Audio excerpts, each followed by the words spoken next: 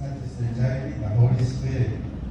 So, hindi po, dapat may commitment talaga tayo pagdating sa gawain ng Lord.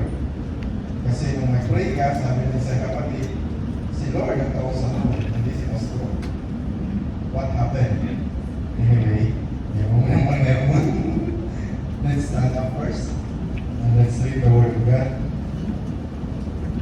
In Luke chapter 2, 1 to 7. It's quite long, so I will read to all of us. Or we can start to read. I'll read it. And it came to pass in those days that a decree went out from Caesar Augustus that all the world should be registered. This census first took place while Quirinius was governing Syria. So all went to be registered, everyone to his own city. Joseph was also went up from Galilee, out of the city of Nazareth into Judea, to the city of David, which is called Bethlehem, because he was of the house and lineage of David, to be registered with Mary, his betrothed wife, who was with child. So it was that while they were there, the days were completed for her to be delivered, and she brought forth her firstborn son, and wrapped him in swaddling clothes, and laid him in a manger, because there was no room for him in the inn. Let's bow down and let's pray. Father in heaven, we praise you, God, we honor you, and we will continue to glorify you, O God, for who you are in our lives, for what you have done. And Father, we will forever grateful, Lord, and thankful, O God, and continue to trust in you, Lord. Regardless of what's happening in our future, we know that you are in control, O God. Father, we pray that you, through your words, O God, it will remind us, will help us, will encourage us, O God, that you are there planning, you are there doing things behind the scene, O God. You are there for us. You are not against us, O God. Thank you, God, for all the promises. Thank you for fulfilling all that you have promised, O God, and for the future, Lord. We know that we will see you face to face. Father, as we hear your word today, help us to continue to anoint all of us, O God, and let the Holy Spirit lead us, teach us, and empower us. We rebuke the enemy for any distraction, Lord. This we pray in Jesus' name. Amen. Amen. You may sit down. So, this is the last Sunday of the year 2024. And sometimes the last thing or the last event or end of the year, it's memorable to all of us. It's like you're in the race, you're in the finish line. So, but in a race, in a Christian walk or journey, this is not yet the end. God still another plan in our lives. Kasi kung hindi na tayo nag-isip today. Amen? So every day, as what our sister people say, every day is a blessing. It's true. It's true. Every day is a blessing. Meaning to say, God is not yet done in our lives.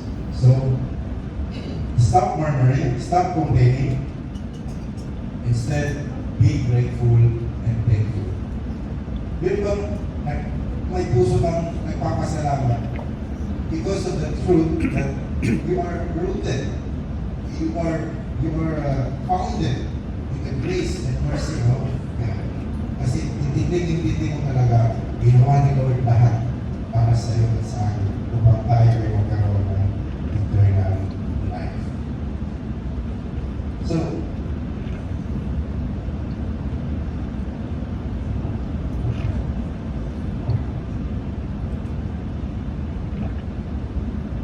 praise God sa ating worship team.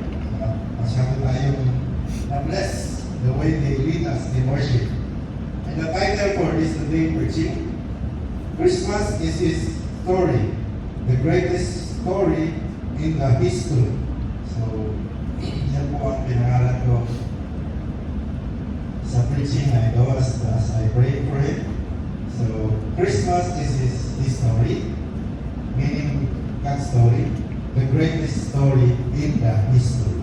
So I want to emphasize the word story in history. Because maybe you will think, oh, maybe this is just a fairy tale. No.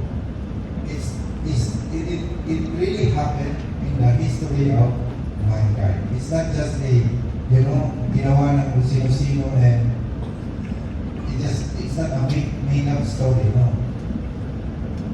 Indeed, it really happened.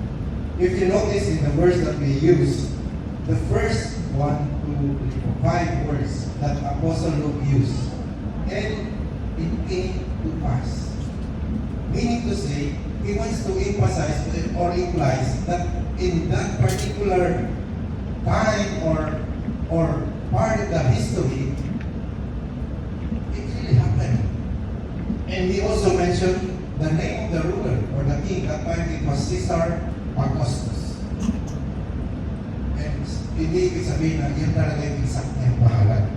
His real, I think he was also known as Octavian. Octavian. Caesar Augustus is like a president. So, for example, you are the president, but your real name is, right now in the Philippines, is Ferdinand Marcos Jr. So, that is the case. No? So, even if the current president will resign, the office of the president still exists. It's continuous. That was the Roman Empire before, but now it's totally gone. But the real king still exists. Amen. So the king is in heaven.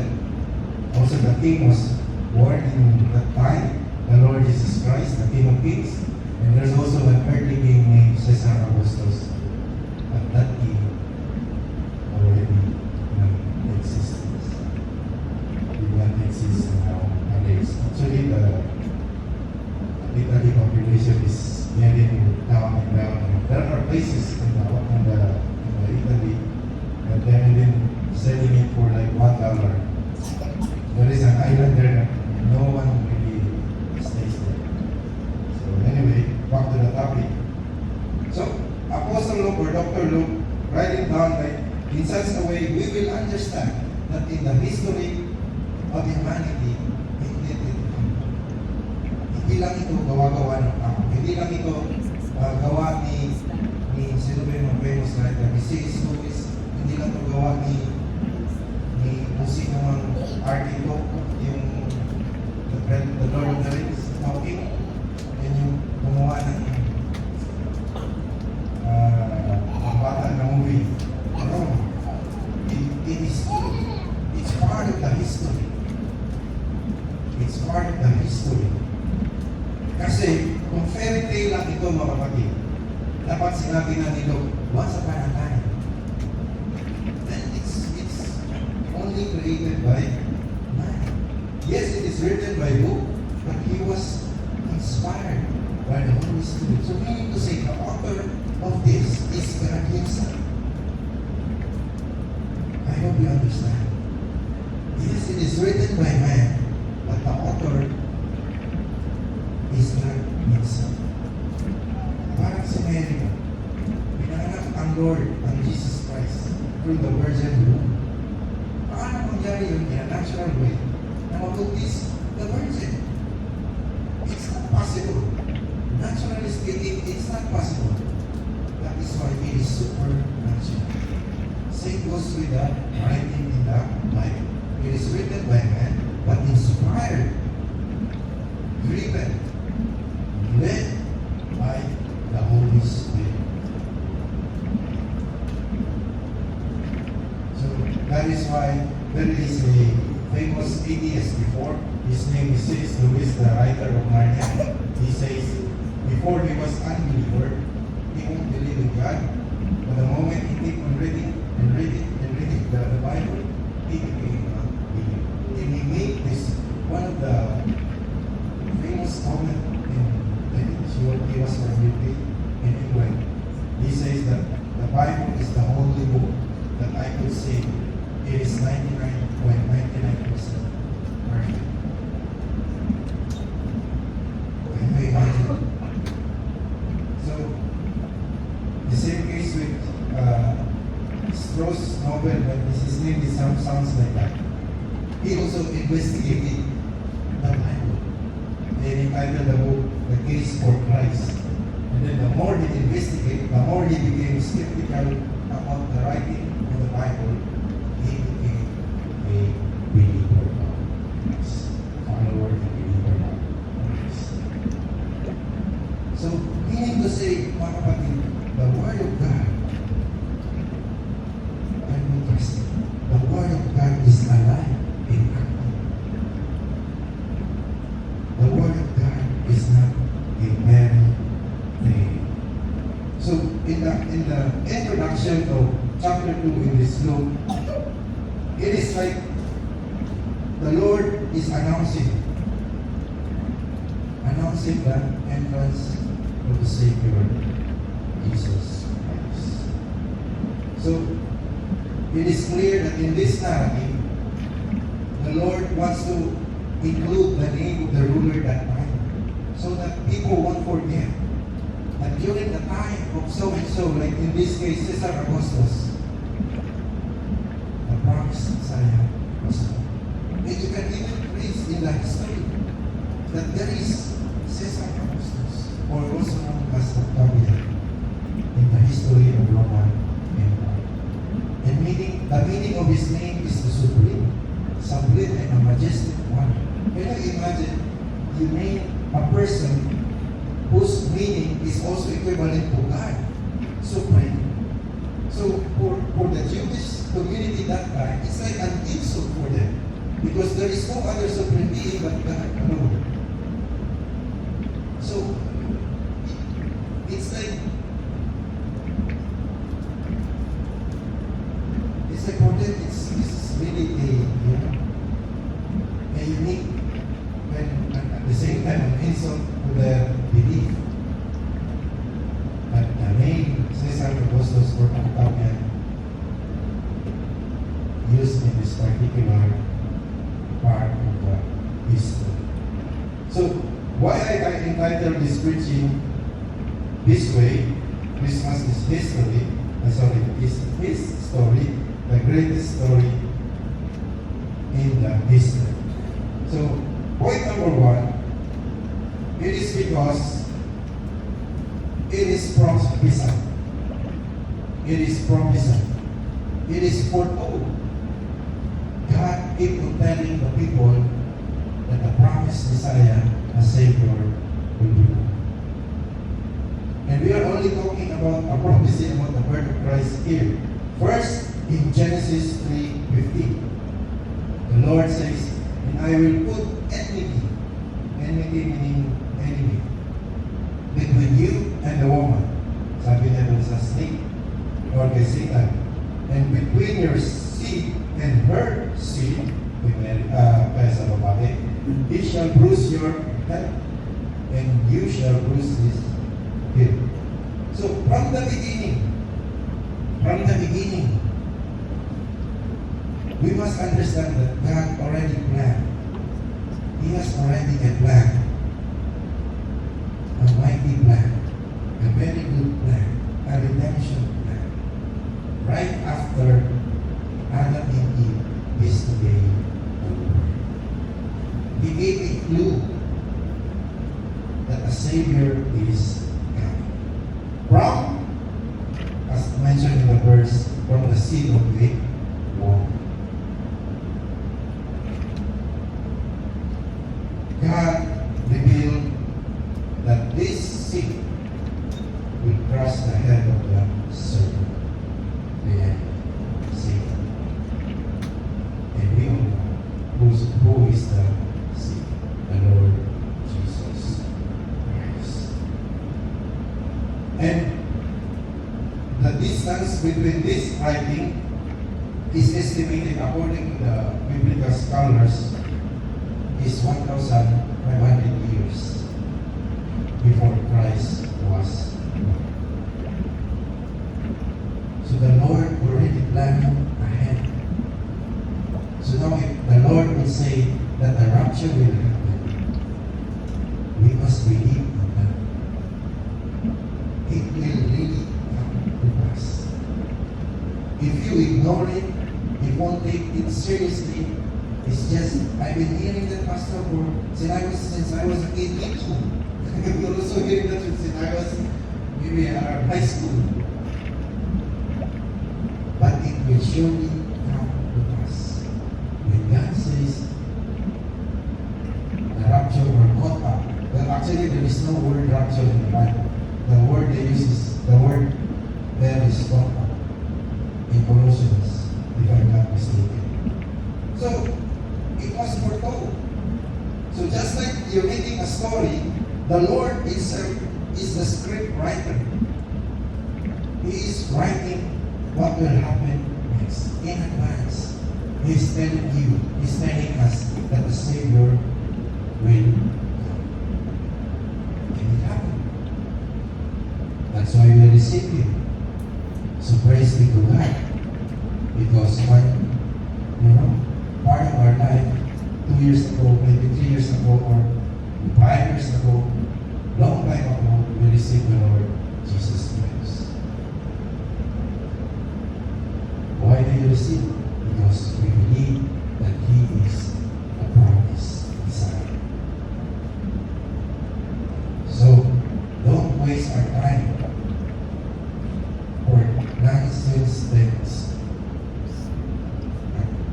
Please give your time in sharing the gospel of Christ, the gospel of the Lord, because the grace of God is still there and it's more than enough. If you have a loved one's relative who don't understand, just like a friend last night, he has a lot of questions, but sometimes it takes time to share the word of God. It's not like the moment you share and that's it, He accepts. No. Sometimes it takes time. So we must be patient and thanks be to God. The Lord is molding us to be a pasensyoso. Yung nag-persevere at syaga talaga ang bawat isa. Kasi kung wala tayong pagtsatsaga, wala na tayo dito sa church. Lahat tayo mag-iba. Kahit tayo. Yes, we will experience physical tiredness. But it's the Lord who encourages. Malungkot din po kapatid ang magiging Kristo. Lalo na magiging leader. Walang mag-encourage sa'yo. So, in-encourage ka, Lord. Can you encourage your seatmate, your brothers and sisters? I encourage you in the name of Jesus. Don't be sad. Just like the song, be happy. Happy day pala yun. The message of the song, be happy, be joyful. Huwag niyang nakasimamot kasi patapos ng taon. New Year, another favor, another promise of God will be fulfilled, another answered prayers. Marami yung prayers. Baka next year ka na mag-aasawa in Jesus' name. Baka next year ka na mag-promote. Ayaw niyo. Mag-amen dapat kayo. Because when you believe, you will say, yes, Lord, amen. Baka next year ka na matuloy sa kung saan mo man binamala, Canada, Australia, or kung meron na bang Mars niya. O naman sa Mars. Or anywhere na pinag-pray.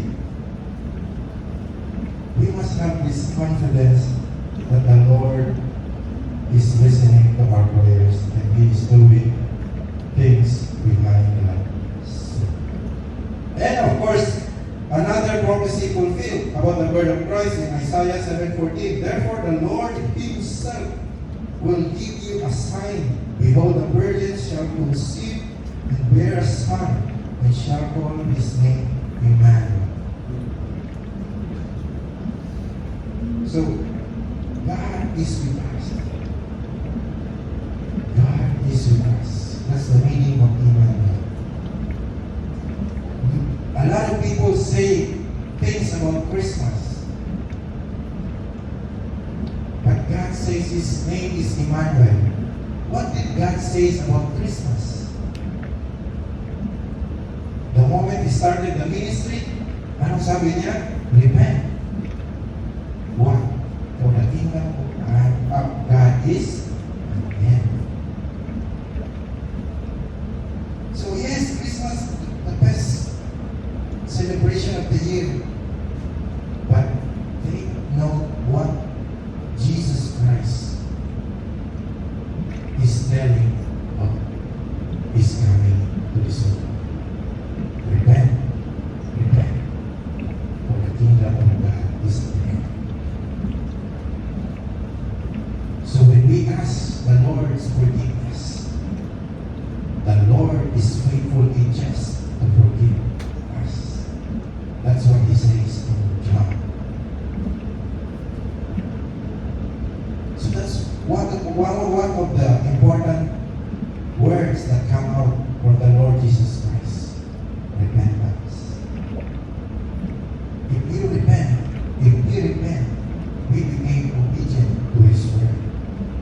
That is why if we want to shortcut how to be a faithful Christian, I can give you one more. This is only my personal, it's obedience. When we obey the Lord, that's how you become a faithful Christian. If you disobey, then there's a lot of trouble or problem you might encounter. Of course, the Lord will discipline us if we disobey. So, in this particular prophecy of the prophet Isaiah, God is promised. He is pointing that His human word and His divine nature. He is talking about God, the Lord Jesus Christ, and we all know this in discipleship, that God became man, and we believe that He is 100% man, and He is 100% God. We call it in discipleship hypostatic union. A lot of people don't understand that. Of course, because they are unbelievers. But for us, that the Holy Spirit is in us, God help us understand. God gives us the illumination. God, in such a way, make it possible for us to understand. The more you read the Word of God, ano ba yung sasabi ni Pastor Mahal sabi? That's why I encourage you, especially yung mga baguhan, you must attend discipleship. Although, mag-receive tayo sa next month to give way or to spend time with our family, but I encourage you to attend discipleship. It's good for you. It's also good for me. Because every now and then, nare-refresh tayo. So, this was written 700 more or less years before Christ was born. The prophet Isaiah doesn't even know Jesus Christ. But how come he write this word? Because he was driven by the Holy Spirit. So that time in the Old Testament, the Holy Spirit is already here on earth. Not to all, but as selected people or man of God. Just like the prophet. Another prophecy, Micah 5:2, but you, Bethlehem, Ephrathah, though you are little among the thousands of Judah, yet out of you shall come forth to me the one to be ruler in Israel, whose goings forth are from the old, from everlasting. In this particular prophecy, it mentioned the place of birth, Bethlehem. So So the Lord is so precise. Can you imagine it? I was really stunned. Like, wow. There is no writer or any man can, kung gumagawa man ito ng tao, hindi ito kayang gawin ng tao. It is God Himself, the script writer of this story. The best story that we could rely on. And it is written approximately 800 years before Christ was born. 800 years. Ngayon sabihin natin na ang Bible is, ano do people say, it is distorted, it is something wrong with the book. It's so easy to say those things, but to prove it, that's another thing. How could you rebut or answer this prophecy? So meaning to say, it is precise. When God says, I'll send you a Savior, His name is Emmanuel, His name is Jesus, He will be born in Bethlehem. And He came to us. Hallelujah. The Lord promised you, the Lord promised us a lot of good things. But the challenge is, naniniwala ka ba talaga that the Lord will restore you? That the Lord will help you? That the Lord will protect you and your family? That the Lord will provide and preserve you and your family? So this word believe, hindi ito dapat natin i-ignore mga kapatid. Hindi rin po matagal ang promise ng Lord. It's just His time. It's the perfect time. Ang tagal ng 800 years, ang tagal ng 700 years. Pero hindi ugali ng Diyos na magpakasa. Tulad ng ginawa ng Elsa. Kung sinabi ni Lord, tutuparin talaga. Ang tao, pwedeng magpaasa. Pwedeng ang mga politiko will say, will promise so and so. But they won't do it.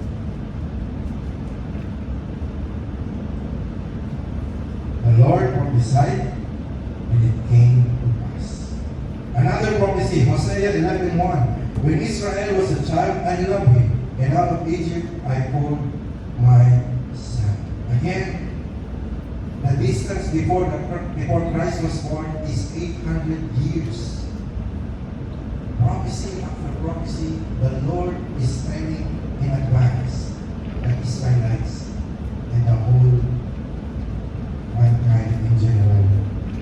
But this particular verse, it looks like backward and forward. Why? The Israelites were slaves in Egypt when God brought them out. Remember? After, when Joseph he already died. Then Joseph and Mary fled to Egypt with a baby Jesus, because they are avoiding for the slaughter of babies by King Herod. So that's why they escaped going to Egypt. So the first one, during the time of the Israelites, after Joseph was, he died, from Moses, they go out from Egypt. Then, the time of Jesus, he went back also to Egypt to escape King Herod. So it's like forward and backward. But the most important thing, this prophecy of God, the prophet Isaiah, indeed happened. And same goes what Apostle Matthew mentioned in chapter 2. When he arose, he took the young child and his mother by night and departed for Egypt, and was there until the death of Herod, that it might be fulfilled, which was spoken by the Lord through prophets, saying, Out of Egypt I pulled my son. So that is why the word of God never contradicts each other. It never conflicts. It never argues with each other. It agrees. It confirms each other. That's how important it is. That fact number one, the Word of God never interjects to each other. It only confirms and affirms each other. Hindi pwedeng sinabi ng isang verse and then mag-contradict yung isang verse. No. That is not the Word of God. So, we are only talking here a prophecy about that the word of our Lord Jesus Christ. We are not talking about here yet that He's there. It was also prophesied. Because this is the season of Advent, so I'm only focusing on the word of Christ. What is the point here, brothers and sisters in Christ? This particular story about God, this particular story about God is the greatest rescue plan. Is the greatest rescue plan. If you're going to ask me, I would say it is a perfect plan of redemption. It is a perfect plan of redemption.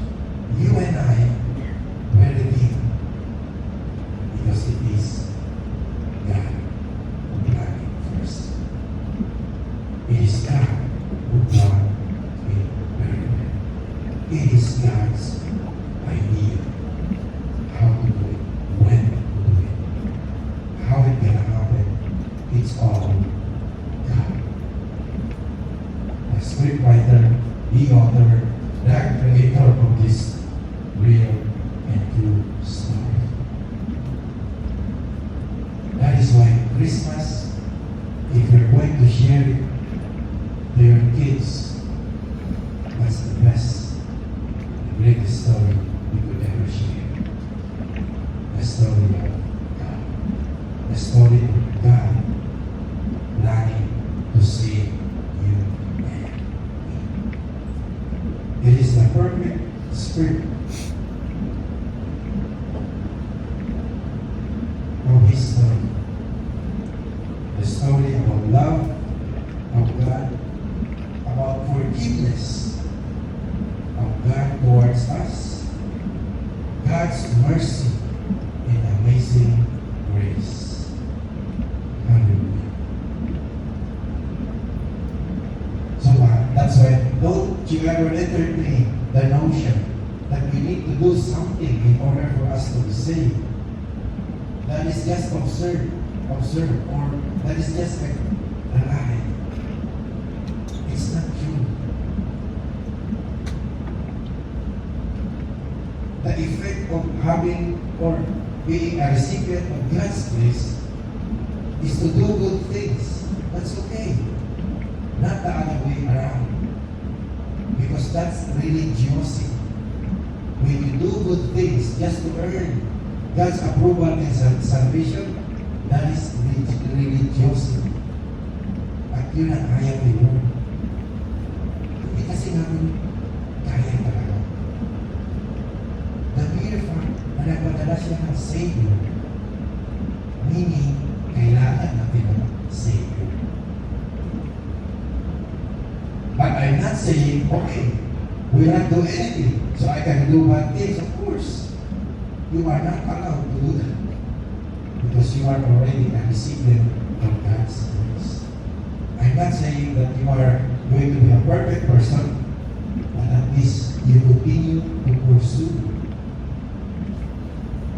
good deeds, righteousness, because you yourself understand, you yourself are grateful and thankful to God. bang kahit anong mangyari sa'yo, yung buong pagkakataon, nakaugat sa katotohanan ng Panginoong Hesus lang ang magliligtas sa ating tao. Hindi yung ano yung na-achieve natin, hindi yung anong meron tayo, hindi yung ano man yung estado ng buhay natin. Ang bawal ko mga kapatid, praise God kung may bless tayo din. Pero hindi tayo doon nakakapit.